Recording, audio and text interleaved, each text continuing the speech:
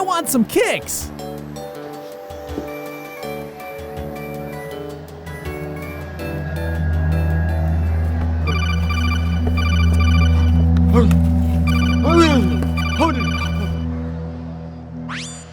Mike, it appears the canary has taken the bird seed.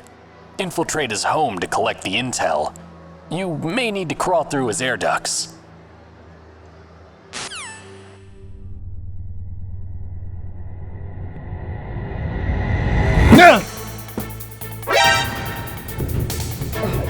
Cracked in here. I have a comically large rat traps everywhere.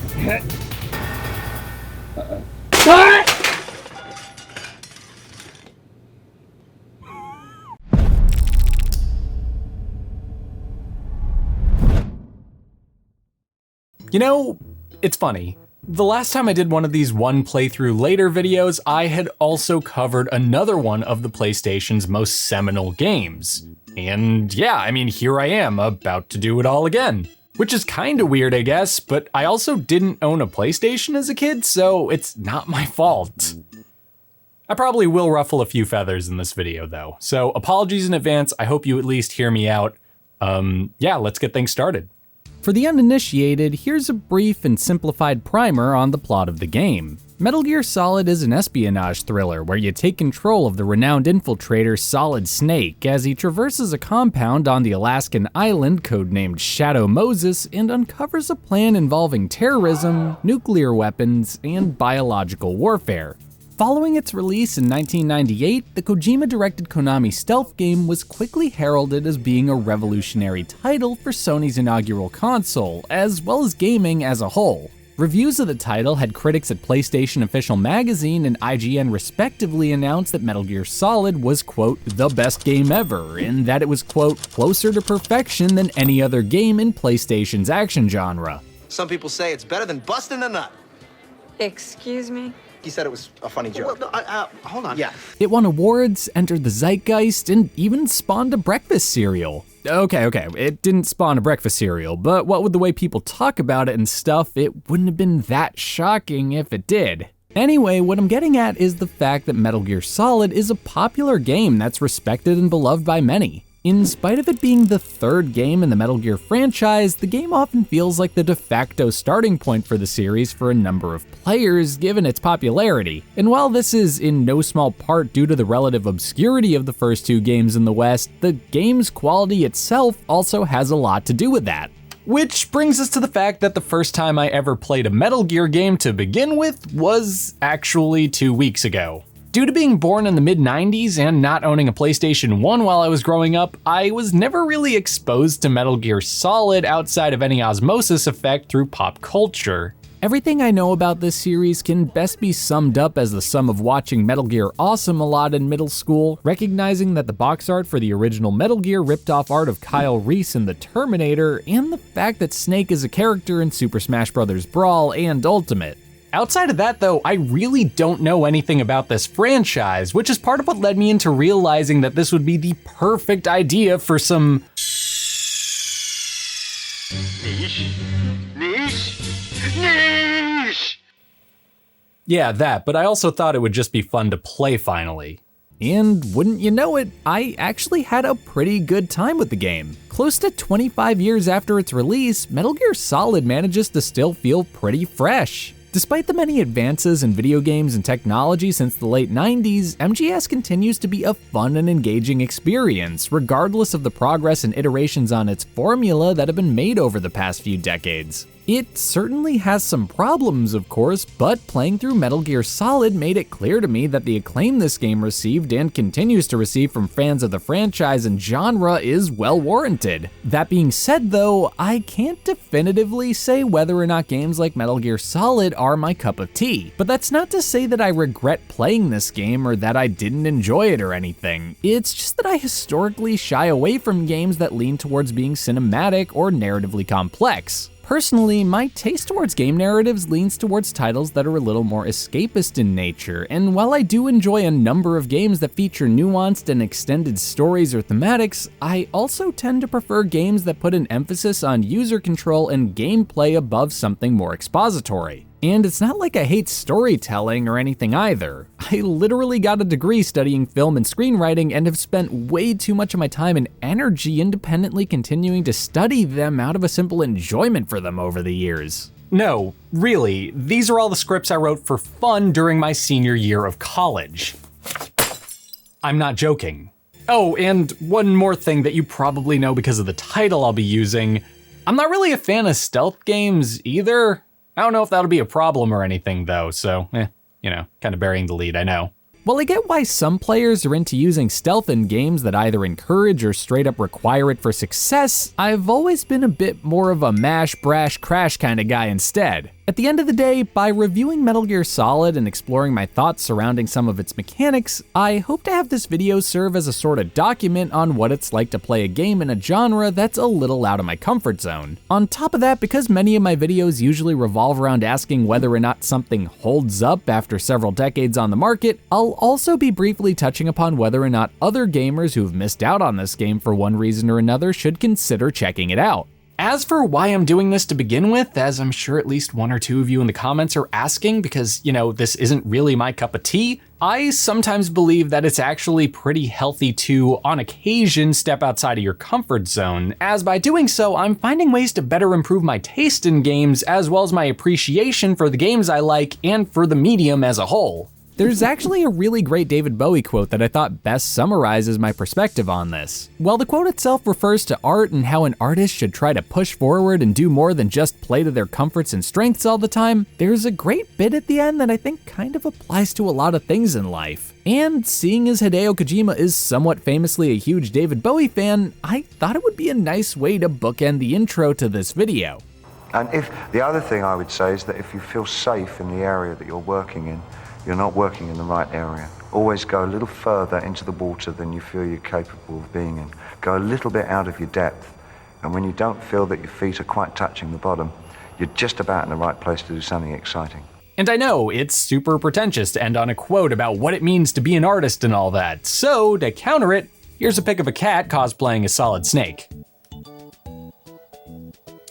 Adorable.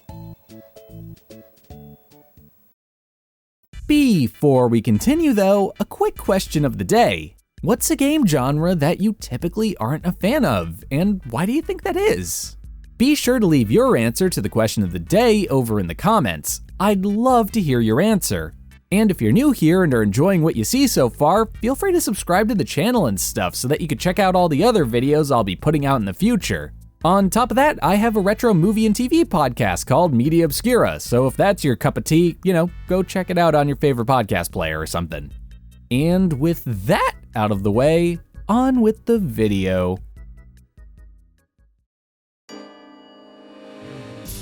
Right, so Metal Gear Solid. The game is a surprisingly linear romp that can best be described as following the pattern of sneaking from point A to B, politely asking a boss of some kind to stop breathing until he complies and goes home for dinner, getting homesick and calling your dad, then doing it all again. And as I said just a bit ago, I'm not exactly the biggest fan of stealth gameplay. Personally, I find the idea of sleuthing around a bit too slow for my liking, and historically have felt like games that force me into stealth situations can be a bit unfair and demotivating in how they handle getting caught. In the case of some games, such as Insomniac's Spider-Man and their Mary Jane mission specifically, getting caught by a guard or enemy leads to a game over, followed by having to redo an entire section of the mission. And perhaps I just grew up playing a bit too many games that were like this and have had some sort of Pavlovian response from the experience, or I just don't understand the genre, but that doesn't feel particularly fun or satisfying to me. It's a story as old as time, like Beauty and the Beast or East vs. West. Being forced to get good at gameplay styles that don't appeal to me. Which is what makes Metal Gear Solid's handling of stealth a lot more accommodating than I was expecting it to be. As opposed to— Wait! Getting spotted by enemies simply leads to them starting to chase and shoot at you. And while this obviously isn't great and makes the game harder than it would have been if you hadn't been caught, it offers a bit of forgivability to the game that makes things a lot more accommodating and accessible. At the very least, it gives poor schmucks like me a fighting chance at getting to experience the game in all its glory, and I genuinely really appreciate it.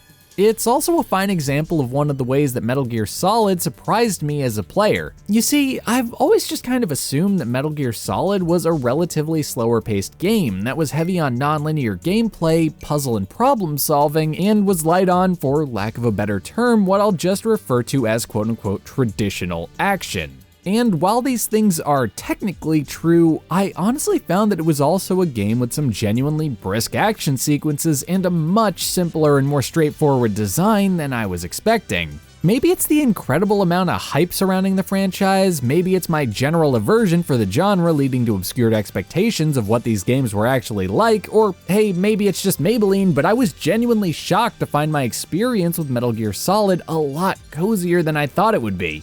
It certainly wasn't Vacation in Kokomo comfortable. I mean, it's a game about impending thermonuclear destruction after all, but I often felt like I had a firm grasp on where I needed to go next in the game. And this is all due to...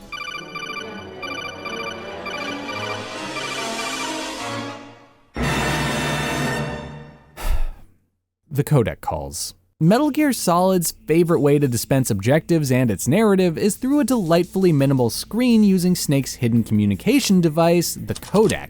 Throughout the game, you'll constantly find yourself getting called on it by everyone from your commanding officer to his daughter Meryl, who you meet pretty early in the game, to just about anyone else who can figure out what frequency to call you at. Which happens suspiciously often, by the way, and seriously, like, what's the deal with that? Can anybody get a hold of Snake by punching their phone keyboard and getting a little lucky? Is he leaving his phone number on bathroom stall walls? Or like, seriously, wait, can Solid Snake like get radio signals on that thing? These codec calls usually do a great job of expounding on what you'll need to do next during your adventure, and are a great way to also receive a reminder as to where you need to go next if you forget. And that's a fairly nice quality of life decision on the part of Kojima too, as especially back in the 90s, that wasn't really a standard practice yet. For example, a huge problem I have with one of my favorite games of all time, Final Fantasy IX, is that it's fairly easy to put the game away for a couple of days and completely forget what you need to do next unless you wrote a reminder for yourself or decided to piecemeal your progress in the game back together with a guide or something.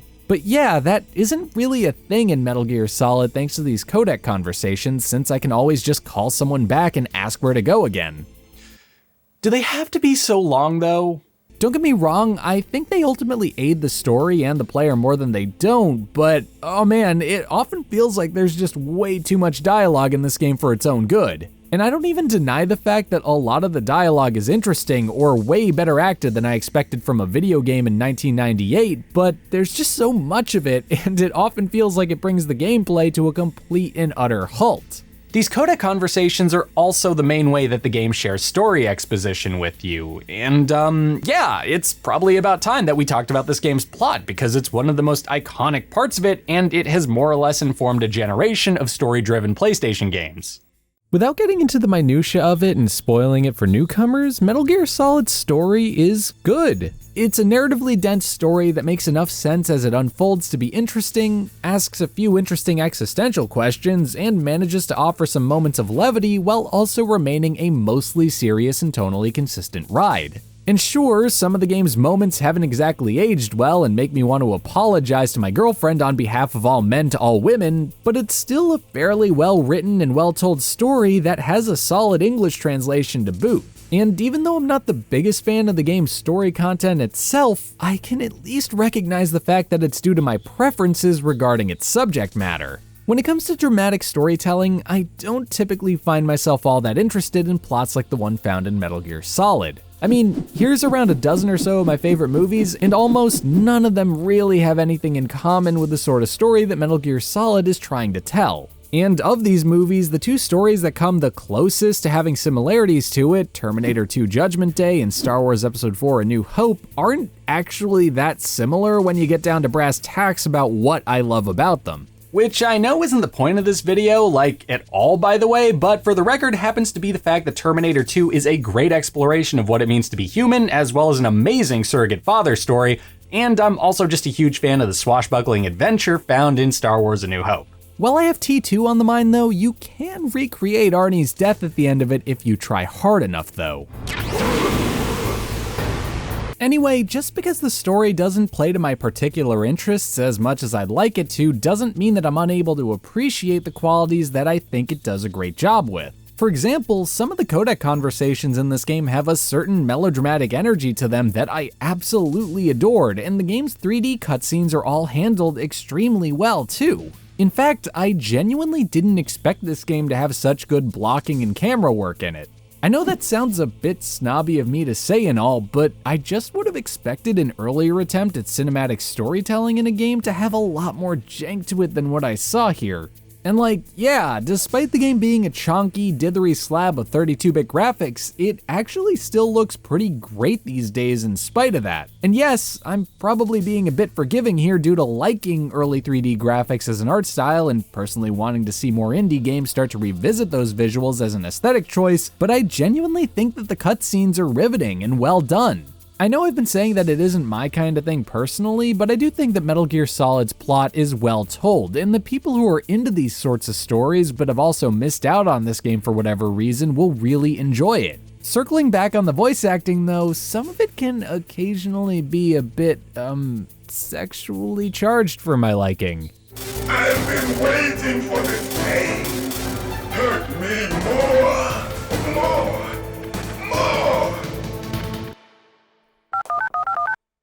Hey, babe. Yeah, I don't know how to say this, so I'm just gonna come out clean with it. I think I cheated on you.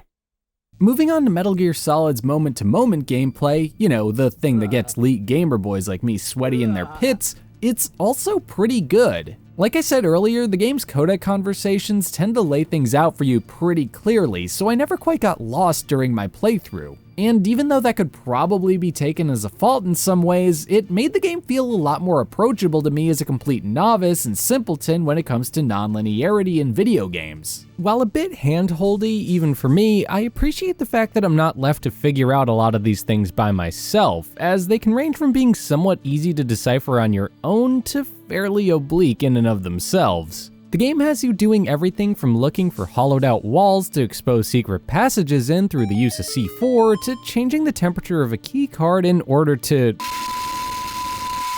And some of them can also get, well, a bit gimmicky for my taste. Metal Gear Solid really loves to get the player involved in the action through gameplay gimmicks that can best be described as a bit like an augmented or alternate reality game. While both of those types of games are built around the idea of incorporating elements of the real world into the game, either through things like using your phone's camera to place characters in the real world like in Pokemon Go, or through using things in the real world to tell a story, such as in the famous I Love Bees Halo 2 marketing campaign, Metal Gear Solid uses similar ideas in order to try and provide a more immersive and meta experience for the player. And I'm actually fairly conflicted about where I stand on these mechanics too, because the creative side of my brain loves when art gets weird and experimental and tries to obscure our traditional expectations for what a medium can do in pursuit of something deeper and more artistic. And that's exactly what this is. Artistic.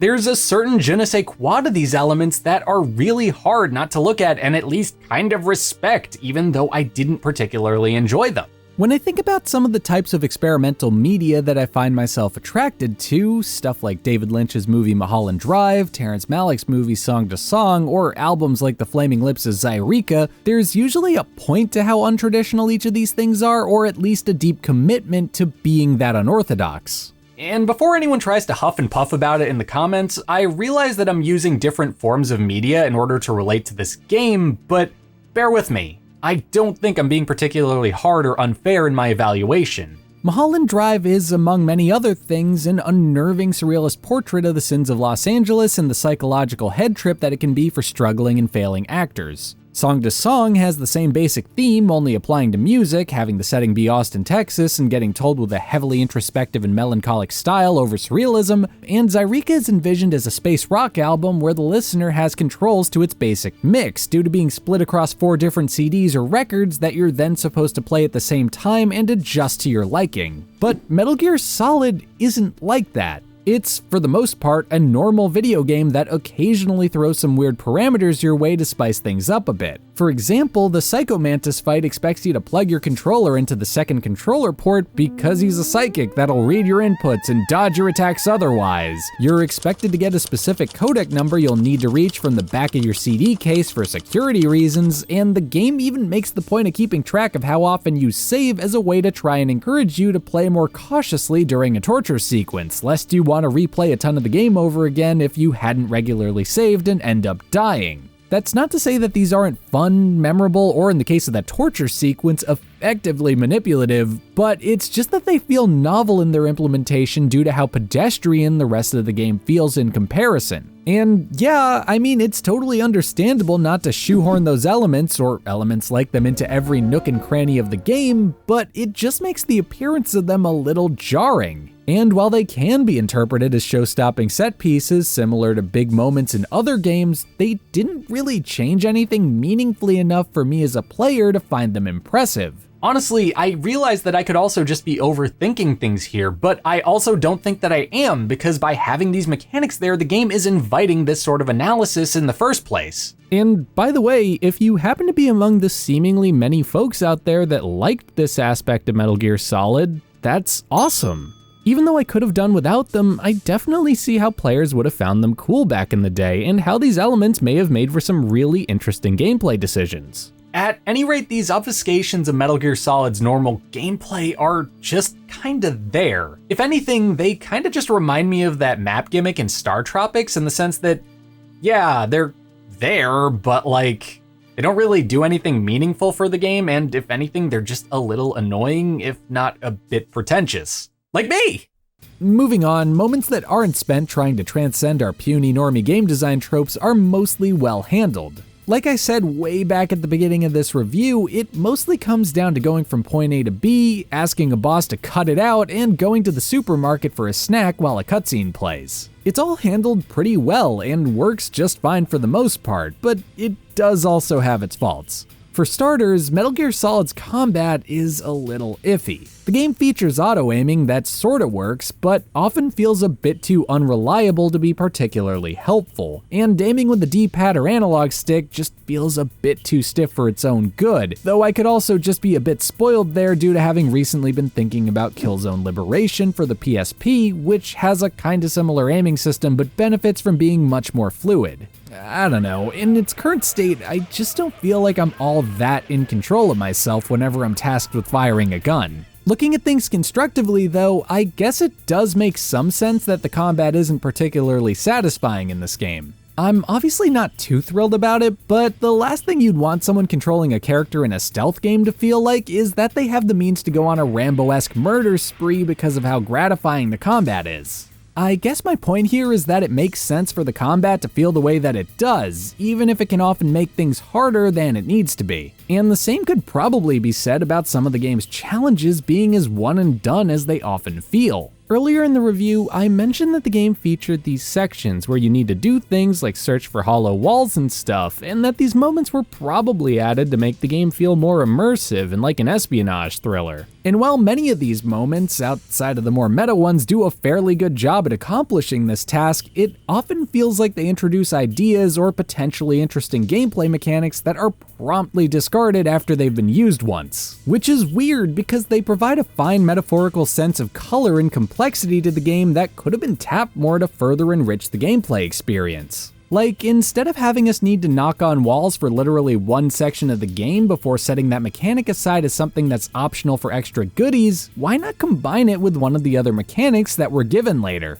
They could have had Snake get trapped in a room that was filling with poisonous gas, forcing him to try and find a wall to destroy so that he could make an escape through it while wearing a gas mask to give himself a fighting chance. Or had Snake wear a gas mask as he trekked through a room with mines in it, forcing you to constantly switch between your gas mask and a mine detector as you slowly lost health. Because, as is, it's just kinda strange that Foxhound never seems to throw more than one security measure your way at a time. Seriously though, like, this isn't that hard of a conversation for Foxhound security to have had with each other, is it? Commander, it's Snake. He survived the spiked ball pit. What do you want me to throw at him next? Everything! Well, all right then. What I'm trying to say is that things feel a bit unrealized in this department, and that while good in its own right, I feel as though it could have been better.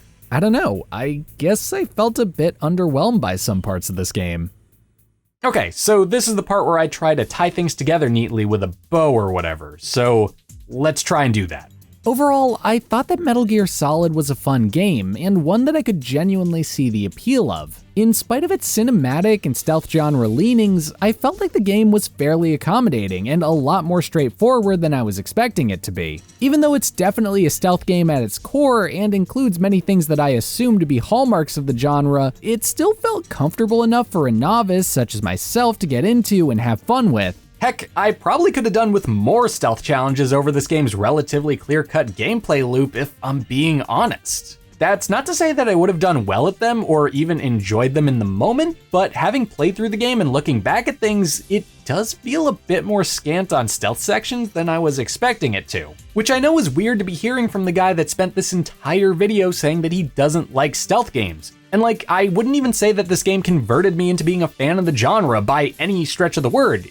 It just feels weird that there weren't more of them in it. And like, that's probably something that I'll just have to enforce for myself should I ever revisit this game. Because Metal Gear Solid allows you to be as confrontational or stealthy as you choose to be in some of its situations, the game does invite you to come back to it in order to try and work your way through the story in new ways. But I should probably emphasize the should I ever revisit Metal Gear Solid part of that statement. Because despite the fact that I did like and enjoy this game, I don't think I'll be replaying it or checking out its sequels for at least a couple of months. Something about my playthrough of this game just felt a bit too mechanical for me. I wouldn't say that I was forcing myself to play through it or anything, but I'd definitely be lying if I didn't admit that there were nights where I would have much rather have spent an hour or so playing games that are more up my alley, like Tetris 99 or Ori and the Blind Forest.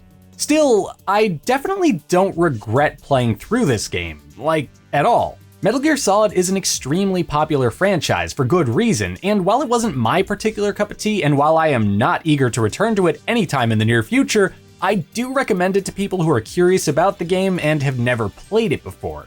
Unless you're one of the guys who skipped the entire video to get to this conclusion. In which case, I do still recommend it to you, just for different reasons. Because I guess you were that curious that you had to, skip the video. It's cool, man, don't worry about it. We're all friends here. Even if you aren't a huge fan of stealth games like I am, or you could care less about cinematic storytelling, I think that Metal Gear Solid is worth checking out, if only for the right to say that you gave it an honest shot. And plus, you might end up liking this game a lot more than I did. Doing things outside of your comfort zone is one of the best ways to grow as a person, and while I think that constantly forcing yourself outside of your perceived or actual limits can sometimes be toxic, it's also fairly healthy to do it every once in a while so long as you don't put yourself in any actual danger doing so. Going back to the David Bowie quote at the beginning of this video though, just please make sure that you don't metaphorically or literally drown yourself in the process maybe? Like, practice safe growth as a person. That sounded like an ad for Viagra. Anyway, that brings us to the end of this video. Feel free to answer the question of the day if you haven't already, to like the video, comment, or subscribe to the channel if you enjoyed it and want to help the channel grow, and also feel free to donate to the channel via my Buy Me a Coffee page if you'd like to, or to check me out on social media. You can follow me on Instagram and Twitter by looking up @NichePlays on those respective platforms, or by following the link in the description. On top of that, you can also check out my movie and TV podcast, Media Obscura, on your favorite podcast app should you, want to do that. It's hosted by myself along with my girlfriend Sierra and my best friend Raekwon. We talk about old movies and television shows for usually about 2 to 2.5 hours every 2 to 3 weeks, and it's pretty laid back. At the risk of sounding extremely cliche, it is a podcast about friends hanging out and chatting. So yeah, bye.